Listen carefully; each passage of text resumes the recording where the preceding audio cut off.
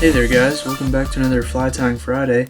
We got a pretty cool one for you today. We're doing the Blane Chocklett Feather Game Changer. So starting with this Allen Stinger hook, it's a size 2 octopus hook from Allen. And that'll be our back hook.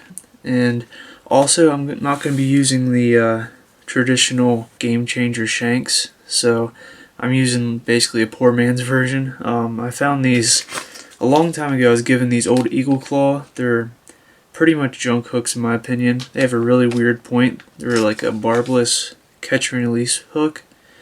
And you can see it there. It's kind of strange. So basically I just use the shank of these hooks. I cut the hook out and we end up with just like this plain shank. And I use this and some bead wire and just tie these in segments. But it takes some more time to do it that way, but it's a lot cheaper because I have a ton of these hooks just laying around. So we'll go ahead and get started. Start off with some uni 6/0 white thread here, and the tail is just going to be a piece of marabou with some flash. We'll just lay a thread base down here to the back of the hook.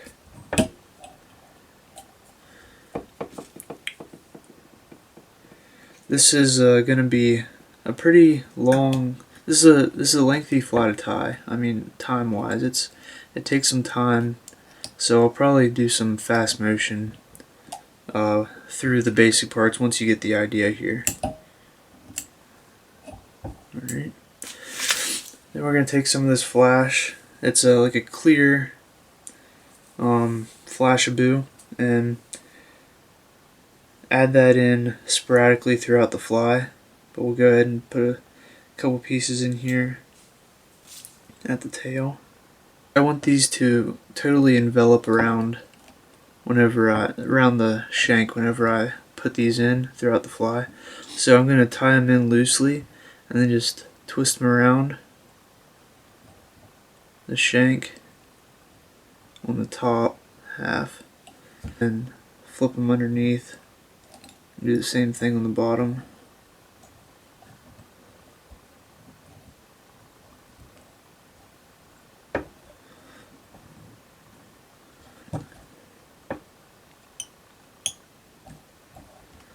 Lay a couple good thread wraps down, and I like to, throughout this fly, at each step I'm going to just put a little dab of Zap-A-Gap.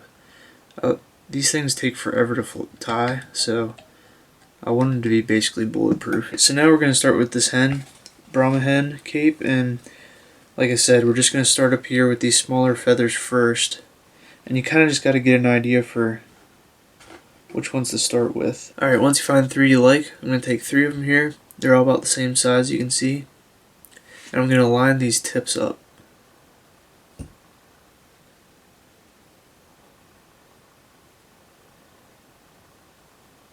You want to get them perfectly even at the tops, and then I'm going to grab them by the tips and brush all those fibers backwards. Make sure they stay in line, and you want to get as close to the tips as you can, because you want to get as much working feather out of these things as you can, because it's going to take a lot of them. And you want to also work with the natural curve of the feather. So you can see there, I want the curve to be going towards the back of the fly. And then with the top of the feather facing me. That's pretty important.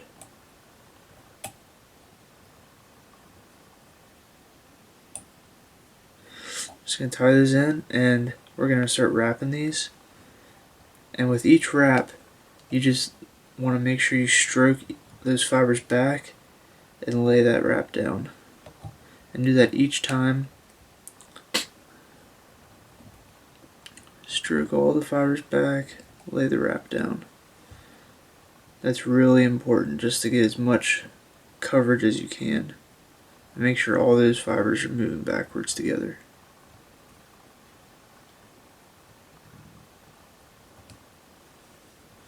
Just like that.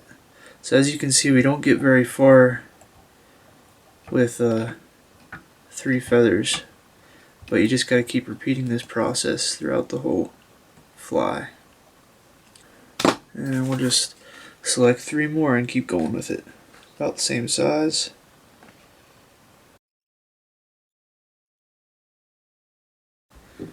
And I like to trim this flash to the length of the feathers, the feather tips.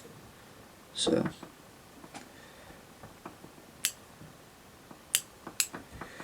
alright, grab 3 more feathers here.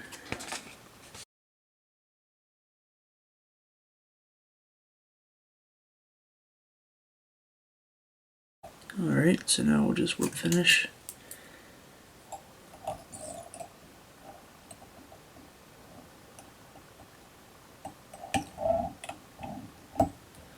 And what I do is I also add some Zap-A-Gap to the thread itself.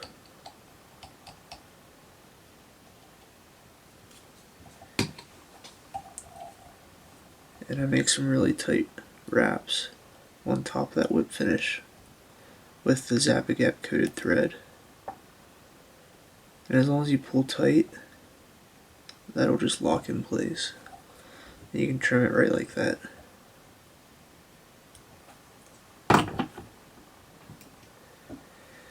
Alright. So there's our first segment done. I'll take that out of the vise.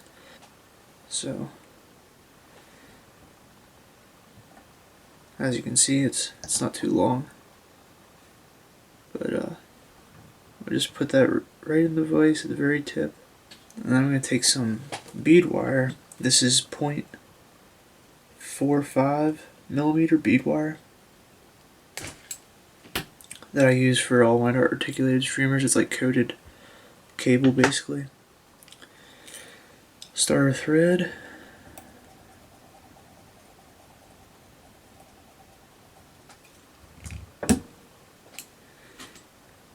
Alright, we'll start our thread. And we want these to be really tight wraps because we got a hook on the back. And if a fish just takes that back hook, you're going to have a lot of pressure and you don't want these to pull out. So what I'll do is I'll make a good many wraps and then put Zap-A-Gap on top.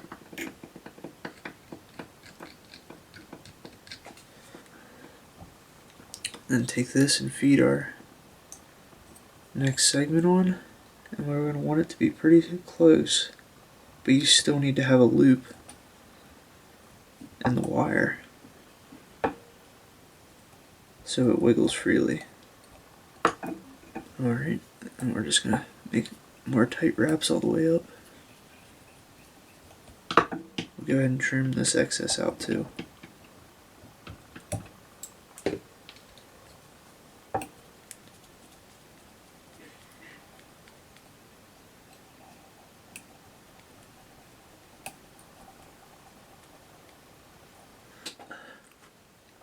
Alright, now we're just going to keep repeating this process, and we'll take 3 more feathers at a time and just work our way down this cape, and as we get closer towards the head we're going to use these larger feathers at the bottom.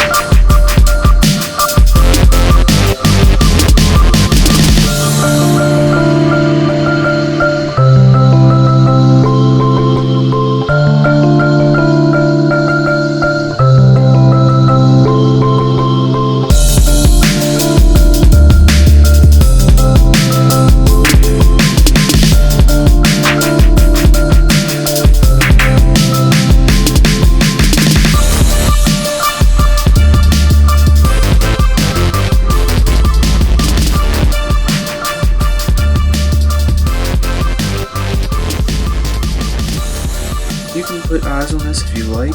I don't like the glue on eyes because I think it'll flatten the head out, and I want the head to have a round profile. So ideally you would want jungle cock eyes or some other sort of feather eye that wouldn't compress the head. I just don't have any jungle cock eyes, or feathers, so I just go without eyes on this pattern.